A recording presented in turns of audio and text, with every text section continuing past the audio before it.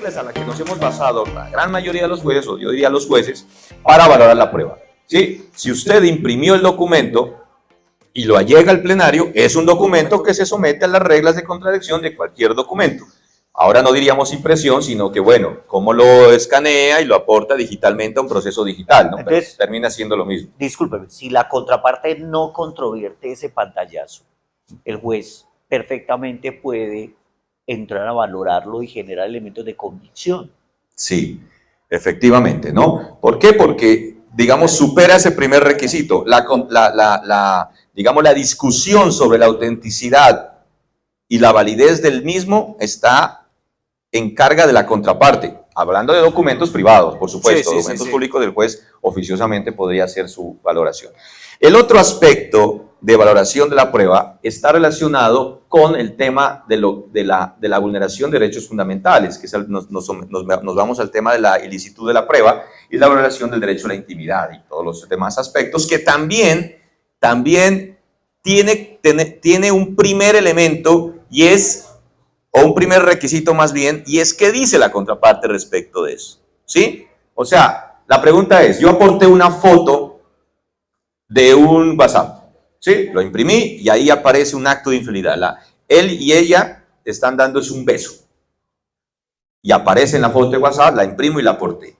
El juez espera qué dice la contraparte respecto de ese documento. Por eso le corre traslado de los anexos. Y ahí estamos entonces frente a las eventualidades que se nos están presentando. Porque hay dos cosas ahí. Una cosa es cómo se expresa frente al hecho del que le están acusando. Es decir, que estuvo en Cartagena con tal persona haciéndome infiel. Entonces a eso tiene que responder cierto, no es cierto, no me consta.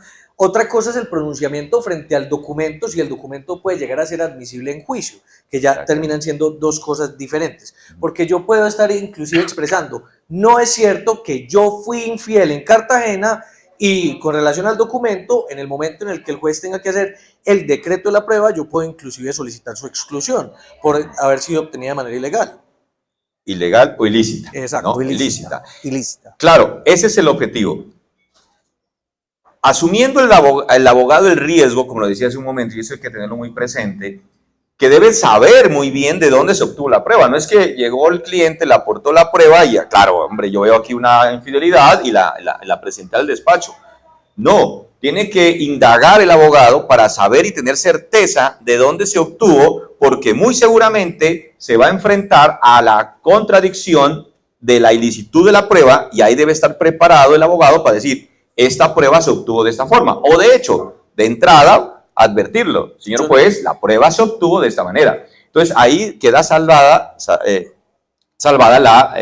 digamos, el riesgo que asume el abogado de un asunto disciplinario, ¿no? Porque el abogado debe saber que no puede aprovecharse de una prueba ilícita.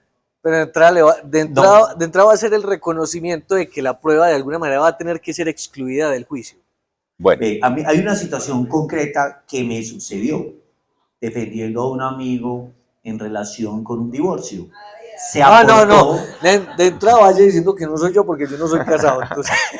Se aportó, pero es en serio, se aportó los pantallazos de... el demandante aportó los pantallazos del WhatsApp web, todos. El WhatsApp web, para todos sabemos pues cómo uno activa en un computador un WhatsApp web. Ya. Y en el WhatsApp web están las conversaciones, fotos, desnudos, y se aportó con la presentación de la demanda. La pregunta es, ¿qué debe hacer la contraparte frente a esa prueba que se aportó? La contraparte. Él debería advertir, porque yo lo hice. Esas pruebas fueron obtenidas de manera ilícita porque fueron sin el consentimiento de la persona, porque era del WhatsApp del demandado. Fue sin su consentimiento. Ella le cogió el celular y cogió y activó el WhatsApp web de él en el computador y le imprimió toda la conversación. Pero el WhatsApp era del demandado, no de la demandante. Claro, entonces ahí estamos en el claro ejemplo de que hay una vulneración al derecho a la intimidad y por consiguiente corresponde a una prueba ilícita. En la medida en que la persona obtuvo esa prueba sin la autorización del titular de esa información que corresponde a su esfera personal. Entonces, hagamos un retroceso, ¿sí?, histórico de lo que acontecía antes con las comunicaciones de las personas. Y antes, para los jóvenes, ¿sí?, se utilizaban las cartas, ¿sí?, las cartas, los telegramas, la información física. Entonces, yo te envío una carta a ti, tú la recibes, tienes el documento, me respondes esa carta, llega a mi casa otro documento. Tú tienes un documento físico, yo tengo un documento físico, ¿cierto? Así pasaba antes. Ese documento yo puedo aportarlo a un proceso, ¿estoy vulnerando el derecho a la intimidad? En absoluto. ¿Por qué? Porque provino de la otra persona. La conversación, ¿sí?, es de la conversación es entre A y B. Perfecto, entonces yo puedo aportar esos documentos. Pero si yo ingreso a tu residencia, extraigo unos documentos personales tuyos y los allego al proceso, hablemos de los físicos, ¿es legal? No es legal. Es ilícito porque he violentado tu derecho a la intimidad. Es decir, esa información solamente puede ser aportada de manera legal o legítima en la medida que una de las partes que haya participado en la conversación haya querido que terceros lo conozcan o el juez. ¿Por qué? Porque digamos que también, vos dijiste lo de la venganza.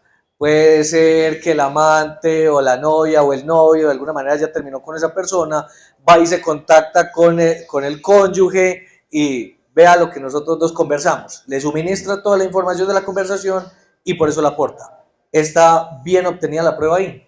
Bueno, vamos por partes, para poder acabar de explicar la cuestión de lo que podría constituir la ilicitud. Entonces, ahí claramente habría ilicitud en relación al caso que tú planteas porque se invadió la esfera de la intimidad, ¿sí? Se obtuvo sin el consentimiento. Pero si la conversación es entre dos, ahora llevémoslo al tiempo actual. Esa conversación se hace en vía WhatsApp. Yo puedo aportar la conversación que tuve con el demandado de mi WhatsApp y del WhatsApp de él. La respuesta es sí. O sea, no porque el otro diga, es que yo no estoy autorizando que se utilicen esos medios para aportarlos, entonces es ilícita. No vale ese argumento porque se dio entre las dos personas, igual que el documento físico que se entregó o los correos electrónicos que se pueden dar entre diferentes personas. ¿Listo? Pero cuando se acude a otro mecanismo, la obtención de la información, allí es donde podría estar involucrada la ilicitud de la prueba. Inclusive ahí hay se puede tipificar inclusive un delito. El artículo 269A del Código Penal contiene el delito de acceso abusivo al sistema informático y que inclusive indica que la persona que acceda en todo o en parte o se mantenga en él por fuera de lo autorizado podrá incurrir en prisión. Y el sistema informático implica es todo, tu dispositivo digital, y no solamente el dispositivo digital, sino, digamos, los programas en los que están. Yo te presto el computador, pero te pones a buscar en WhatsApp. Cuando yo te lo presté para hacer un trabajo, eso implica la comisión de un delito. Entonces, cuando la gente aporta esto, de alguna manera, ¿alguna vez has compulsado alguna copia para fiscalía o algo así? En algún evento tuve un caso así similar en el que sí, efectivamente, porque digamos, la transgresión de los derechos fundamentales también está tipificada en ese sentido y ante el conocimiento de un delito penal debe denunciarse, oficiosamente debe hacerlo el juez. Ahora otra cuestión, y es el tema de la diferenciación entre lo público y lo privado, ¿sí? Y es, bueno, ese es otro aspecto, el tema de la autorización o registro de la comunicación. Cuando nos comunicamos vía WhatsApp, somos conscientes de que hay registro de la información. O sea, soy consciente de que lo que yo te estoy enviando, tú lo recibes y queda registrado. Así es, inclusive cuando mando mensajes de voz, videos. Exactamente. Igual que cuando envíe una carta física. Por eso el ejemplo de la carta física tenemos que tenerla presente. Si yo envío la carta física, yo que lo envío, soy consciente de que hay un registro material de esa información en un documento. Si yo tengo una conversación en WhatsApp, tengo conocimiento de eso.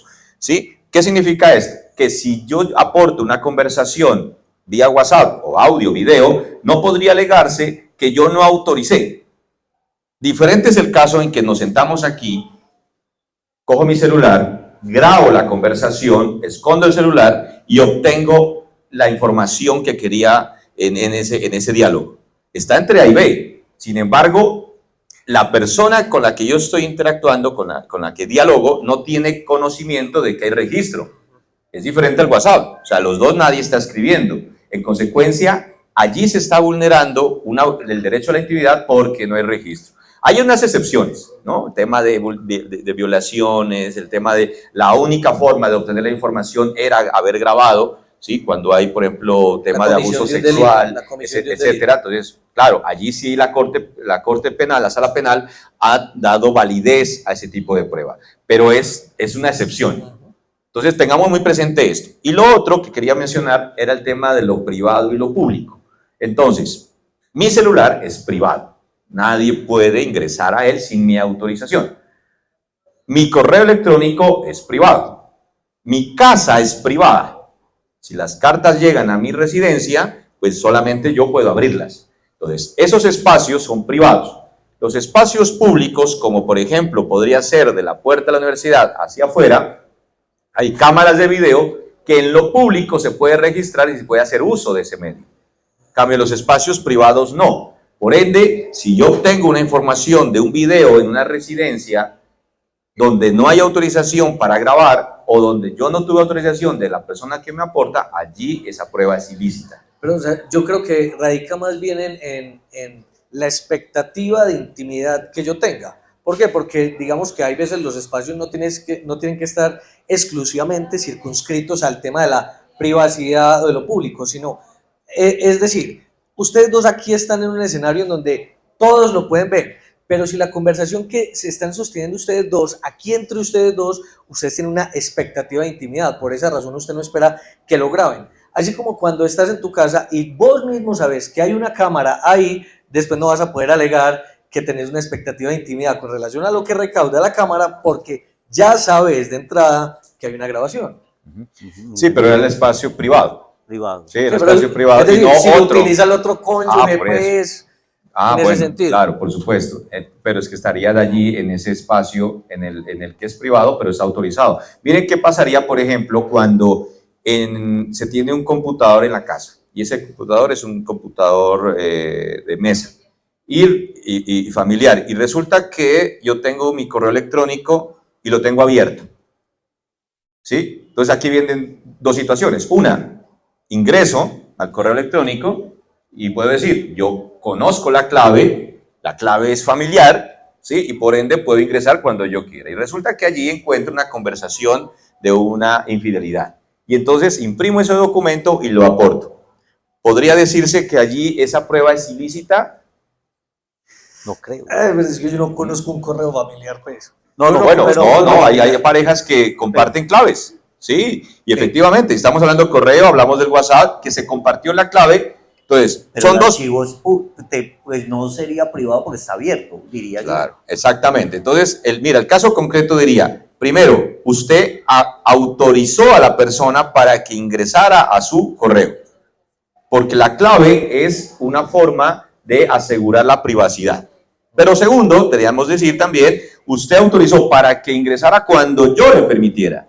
¿Sí? Ese es el alegato que podría presentar la contraparte, ¿sí? Claro. Sí, usted tenía la clave, pero yo no le dije que podía entrar cuando quiera. Es como decir, usted tiene la llave de la casa, pero yo no le dije que usted podría abrir los sobres que lleguen a nombre mío. Entonces, uno debería hasta hacer un escrito con esas autorizaciones. No, porque se presume... Tema de prueba. Sí, por eso, pero ¿cómo? Vea. El que accede es el que tiene que probar la autorización. Pero yo estoy planteando cosas.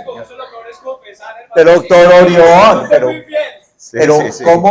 ¿Cómo uno en un computador familiar le dice, no, es que yo solo lo autoricé para cuando yo le decía que ingresara, antes no? ¿Entiende? Pues claro. Es una afirmación. Claro, el límite es muy delgado, o sea, digamos, establecer, ir para allá para lo que es ilícito y por acá no. Sí, en ese caso límite que estoy planteando, pues podríamos entenderlo así. Obviamente que si la persona obtiene la clave de otra forma e ingresa al computador, esa prueba frente a lo ilícito y que el abogado o abogada entienda que se ha obtenido de manera fraudulenta o de manera ilícita, se debe abstenerse de aportar estos documentos. O sea, debe tener mucha claridad y seguridad de lo que está haciendo para efectos de evitar que haya un riesgo frente a las denuncias que puede acarrear. Esa es una regla que debemos tener presente. Pero lo segundo, muy importante, y es que es la única prueba. Entonces, ¿cómo ingreso la prueba? Primero, asegurando de que no vaya a haber riesgo en ese sentido, y segundo, que a sabiendas que el abogado me va a controvertir en ese aspecto. Entonces, tengo que tener el discurso que sea real, además, de que efectivamente esa prueba se obtiene de tal manera que no transgredió derechos a la intimidad, que es allí donde hablamos de la prueba ilícita. La ilegal, entendiéndose que ha vulnerado el debido proceso.